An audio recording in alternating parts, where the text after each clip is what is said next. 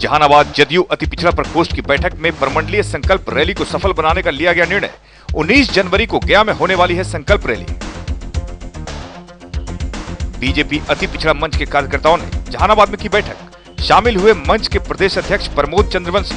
पटना में आयोजित जन नायक कर्पूरी ठाकुर के जयंती समारोह में शामिल हो गए जहानाबाद के कई कार्यकर्ता। पतंजलि योग समिति और भारत स्वाभिमान समिति के वर्षगांठ पर बैठक का किया गया आयोजन। देश की वर्तमान शासन व्यवस्था की कार्यकर्ताओं ने की कड़ी निंदा। कहा, बदलनी होगी शासन व्यवस्था।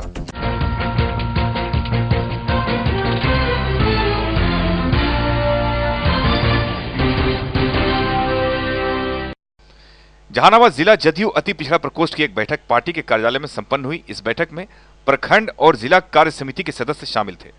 मुख्य रूप से 2 विषयों पर इस बैठक में चर्चा हुई। गया में 19 जनवरी को परमंडल स्तरीय संकल्प रैली होने वाली है।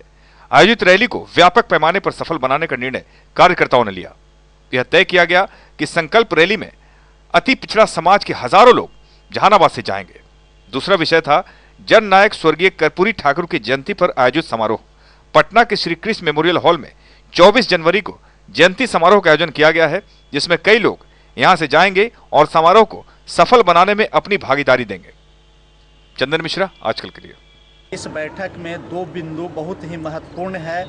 सर्वप्रथम प्रमंडलीय जो संकल्प रैली है जदयू का, उसको गया के ऐतिहासिक गांधी मैदान में सफल बनाने के लिए, और दूसरा पॉइंट है 24 जनवरी को पटना के कृष्ण मेमोरियल हॉल में जन नायक कर्पूरी ठाकुर जयंती समारोह को इसको सफल बनाना है। इसमें जहानाबाद जिले की ओर से खास करके अति पिछड़ा हम लोग तकरीबन 3 से 4 हजार व्यक्ति वहां हम लोग शरीक होंगे।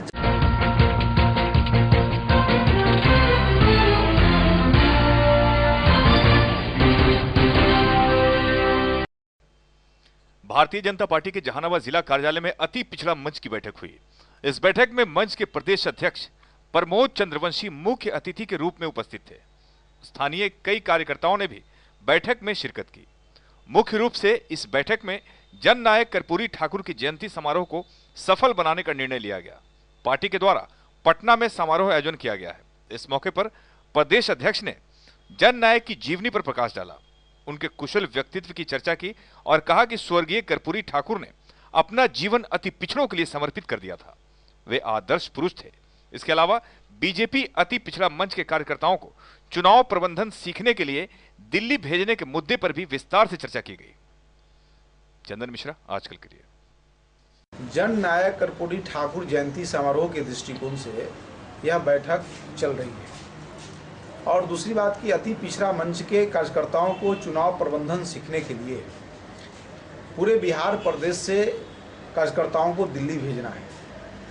ये 2 विषय लेकर के यहाँ पर बैठक चल रही है। जन नायक कर्पूरी ठाकुर अति पिछड़ा समाज के लिए जिन्होंने अपने जीवन को पूरी तरह से समर्पित कर दिया, और जन नायक कर्पूरी ठाकुर काफ़ी लंबे समय तक विपक्ष के नेता रहे, बिहार के मुख्यमंत्री रहे, और अति पिछड़ा के काम के कारण इतना वो समर्पित रहे और इतना ईमानदार व्यक्ति रहे कि आज पटना में उनका 5 धूर का कोई भूखंड भी नहीं है।